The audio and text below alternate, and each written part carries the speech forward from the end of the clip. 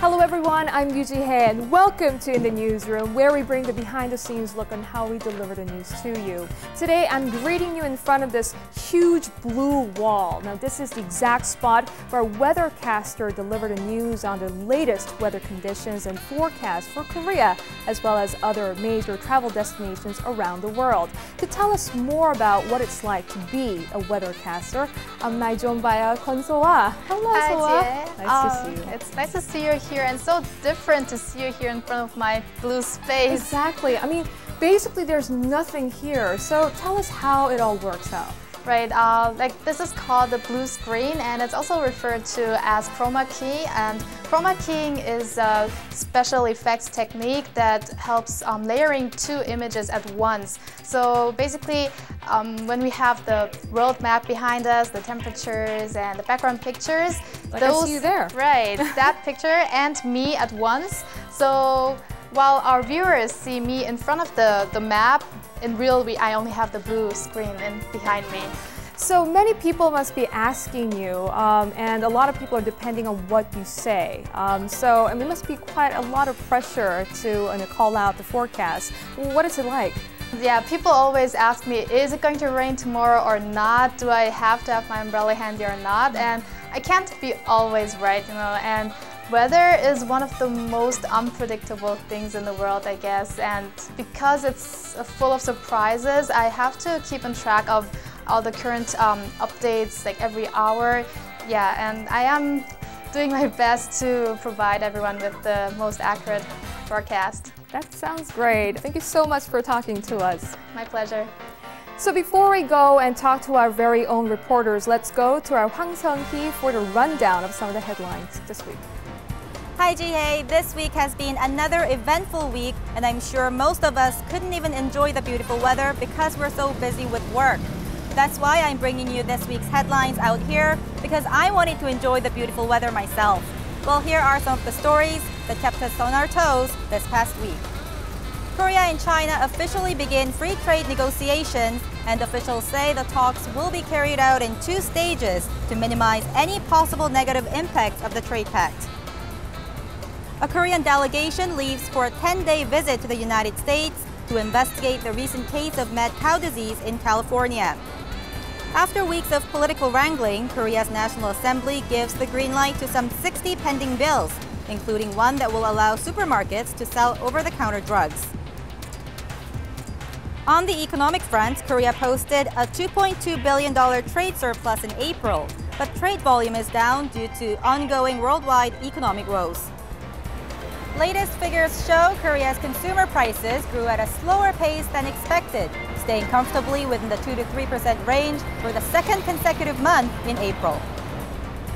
Over in India, more than 100 people are confirmed dead after an overloaded ferry sank late Monday night in the northeastern part of the country.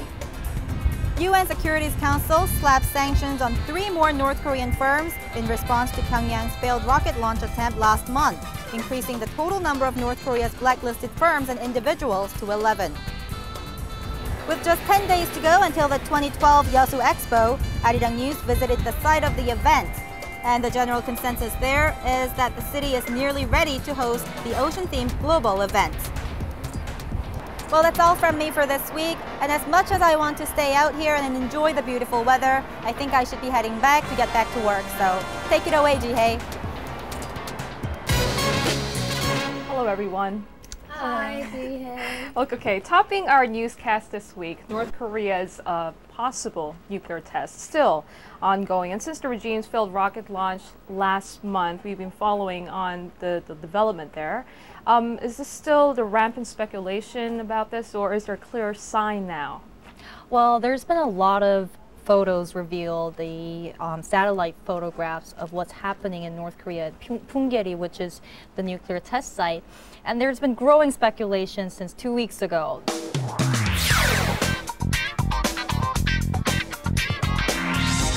Now, clearly there's quite a lot of speculation from the Western media, but is there a way to find out if they are going to conduct the test anytime soon?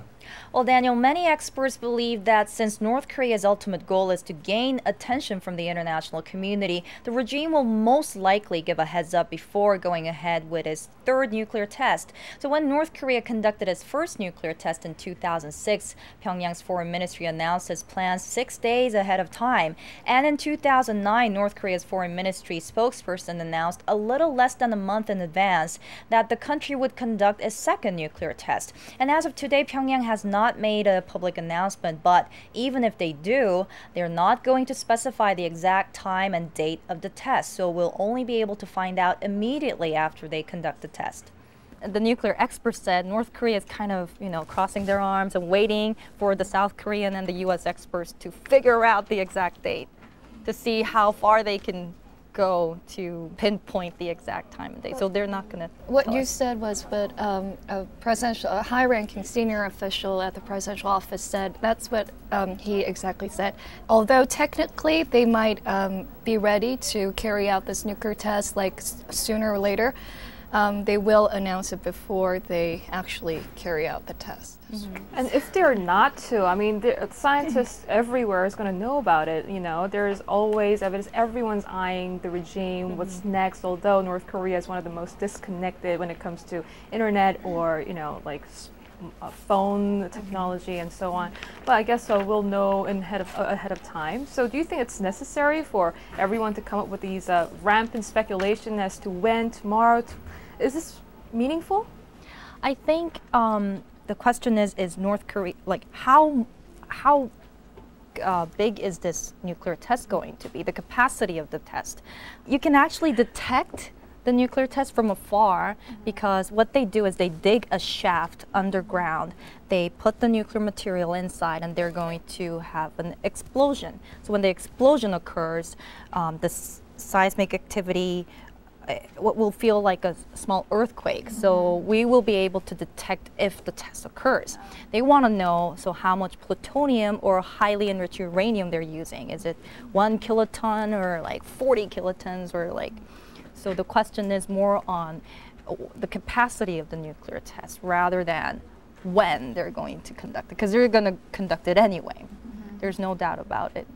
I see. And Jinju, I mean, we haven't had you on this program since, I think, Nuclear Security Summit. So tell us more about the presidential office. I think North Korea wasn't the only headache here. We have seen quite a number of quite unfortunate news from the presidential office, former aides there. So what's the response like there?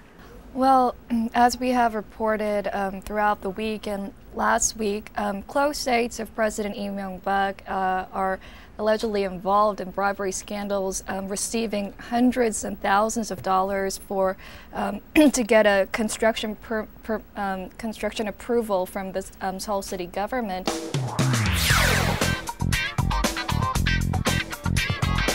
One was the Korea Communications Commission chairman, Choi Yu-seon. He was arrested earlier this week, and another former Vice Minister of Knowledge Economy, Park Kyung-jun, was questioned yesterday, and prosecutors say that they will file an arrest warrant for him sometime this week. So I think the presidential office, they're trying to distance themselves from these kind of incidents because Ji Myeong-gil's President Yi's approval rating has dropped significantly when compared to last year. So it must be detrimental to President Yi's efforts to try to maintain his power. I mean, end of the term is on February, so he needs to. I think he's trying to avoid being a lame duck president.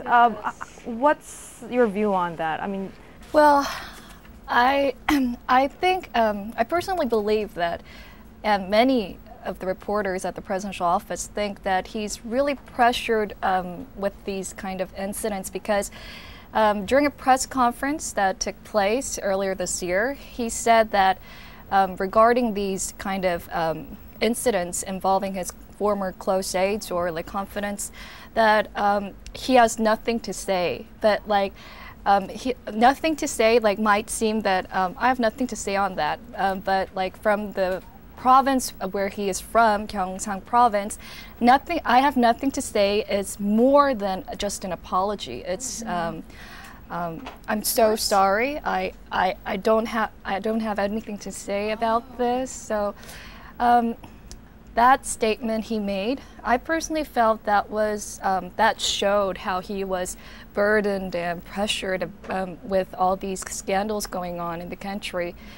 President Lee Myung-bak's administration was all about fair society campaign, but now that his close aides were supposed to support that, and it's proving them wrong. So I guess it must be very disappointing. So are all these scandals popping up now because the presidential elections are coming up, like right around the corner? Yes, I guess so. Because the timing of it is just the opposition parties are trying to claim victory in the next presidential election. So this is the right timing to open up everything there. Right. Well, investigation is still ongoing, so I guess we'll have to wait and see the Pandora's box to fully open. But now on to some health news. Connie, following last week's coverage on medical tourism, you've been a health expert here. Right. What story do you have for us this week? So, thyroid cancer.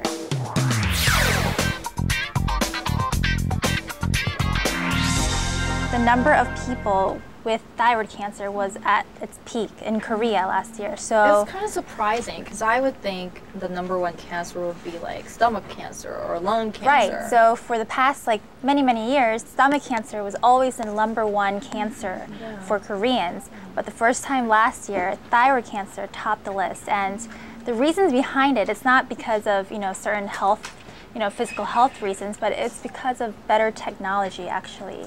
So more people are getting checkups, and better technology is able to detect very specific, cancerous cells in the thyroid. So it's topping the list. Right, it's topping the list. And so gastric cancer patients top the list for, many years in Korea.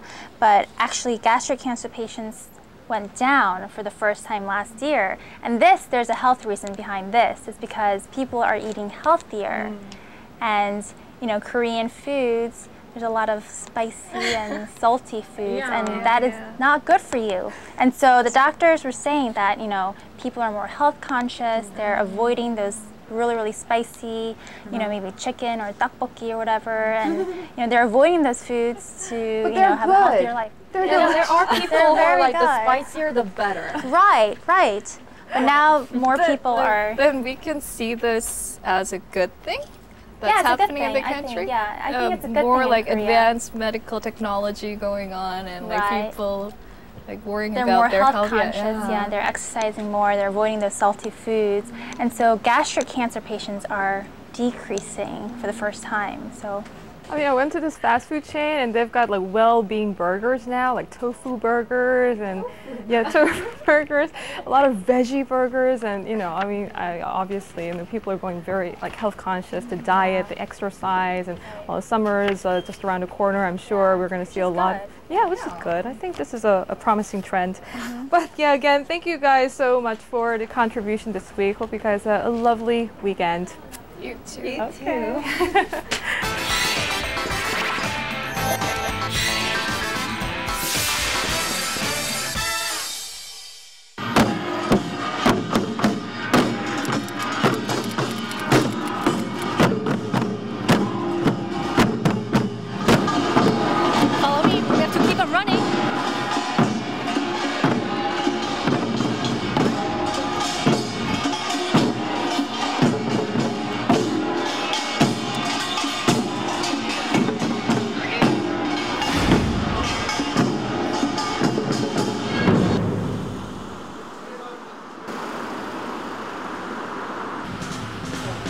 Today is May 1st, International Workers' Day, so I'm going to the Seoul station where all the Korean Workers' Union will be gathering to commemorate today. So let's go.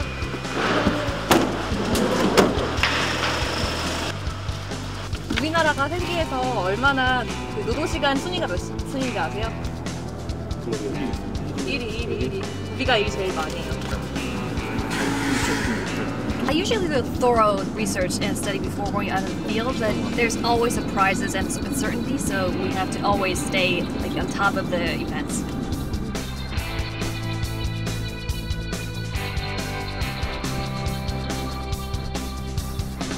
this is actually my lunch.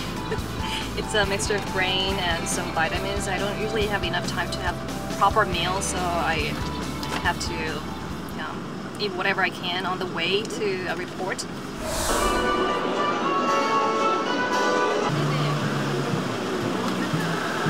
We just arrived at the Seoul station where all the labor unions have gathered to start the parade of this the ceremony of the Labor Day 2012. And as we can see, there are a lot of labor unions from all over the country, including they already started the parade to the way to the Seoul Plaza. So we'll be following all the workers and the press and everyone participating with them.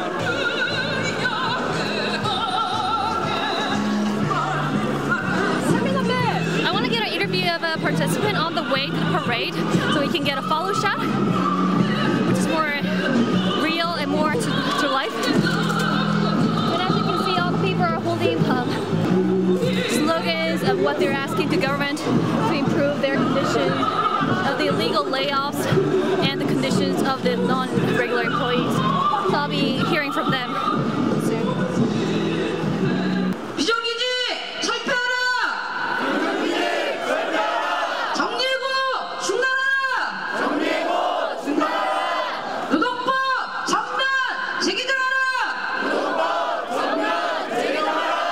Like always, there are more out in the fields than staying in the news studio or newsroom. So I think I'm born as a reporter because I prefer to be out here and learn from everyone I meet.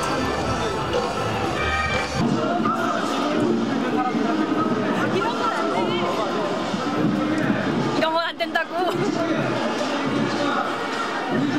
I sweat a lot, so all my makeups are smudged or either gone, but I still have to be at least matte on camera, so whenever I get the time, I try to polish myself a little. 모든 각각 착취에 저항하는 선배 열사들의 투쟁 정신을 계승하고 당면 투쟁 승리를 결의하기 위해 이곳 서울 광장에 함께하였습니다.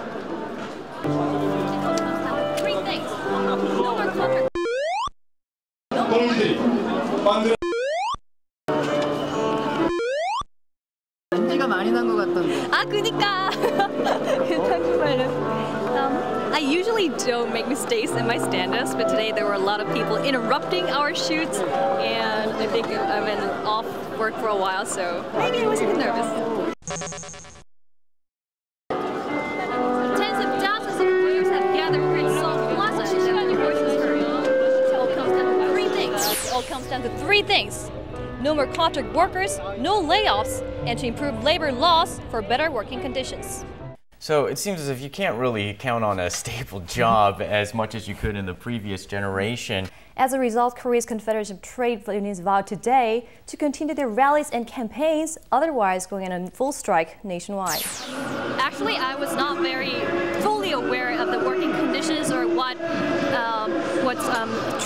tragedies they've been through, but after hearing from the people who have actually fired, who have actually been suffered from the illegal conditions of their working environment, I feel that there should be more improvement in terms of the law, of the legal protection, and in all terms in their working.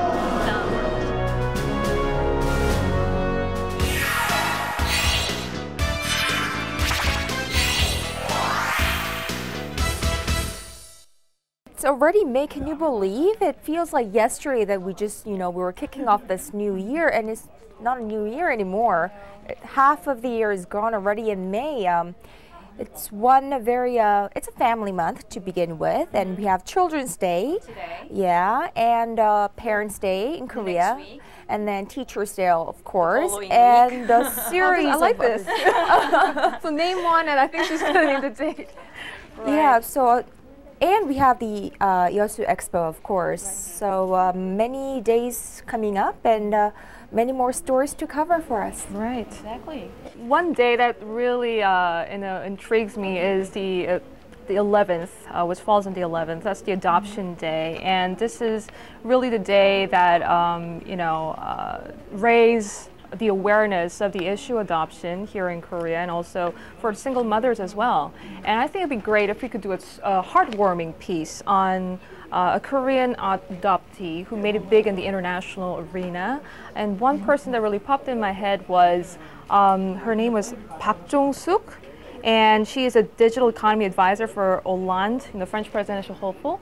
Oh, I didn't even know she had a Korean name. I heard about her, but I didn't even know that she had a Korean name. So she does have a Korean name. So she was born here, and oh, I see. Yeah. To listen to her story, because not many people know about her history or life story. So it'd be great to have, I don't know, a little bit of sentimental, story of what's been like to have her up there. Right. And this month we also have a non-smoking day. Yep, no tobacco day. I think that's one day that many of our crew here Right, looking at the camera. was very happy. could, make note of. Tobacco, it does nothing but harm to you for many of you. Oh wow, you are making a strong statement there. Yeah, I mean, Korean government has been really stepping up their game when it comes to reining in that a lot of people smoke here in Korea, and also we see an increasing number of places where it's smoke-free zone. Right. Gwanghwamun Square, Cheonggye Stream in downtown Seoul. They're raising the tobacco, fine. Exactly. Yeah, fine. You get fined if you're caught smoking, and I think it's good. I'm not saying that smoking is bad. It's just that it's good to know that I'm not gonna be breathing in secondhand smoke when I'm walking down that street. Smoking is bad. Yeah, it's bad for your health. It's bad for your health. You should really quit when you can. It's a bad habit. It does nothing to you but harm. It will kill you in the end. Korean people are becoming more health conscious these days. So a lot of people are quitting. That's a trend these days. So, it'd be great to commemorate that day. Yeah. And let's talk about Expo. I can't wait. I mean, I just saw the sneak preview of the actual event, the global event, which is going to go on for 3 months. Yes. So, people who are planning on summer vacation, or they can just go down easily to the coastal area there and just enjoy every bit and moment of it. Yeah, we connected with Arirang crew there earlier this week. Hwang Ji-hye, the Hwang sisters. They were there. Yes, is that what we're calling them now?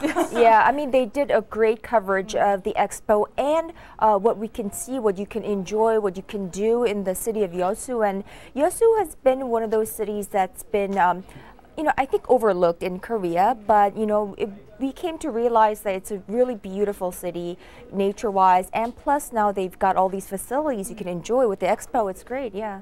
I mean, yeah. So it's already May, but it's only the beginning of May, so we have a lot to cover this month. Lots and lots. Work hopefully hard. Only the joyous things. Family month. Yeah. I suggest, I don't know if the producer is listening, that we could go outside, hint, hint. take this out, and relish the sunshine and the warm weather while we can. While we can, of course, yeah. Okay, hope you guys have a great day. Right. And a great month. Yeah, thank you very much. 오프닝부터 spot where our weather. 죄송해요. See a lot of camera people. Get out of the shots.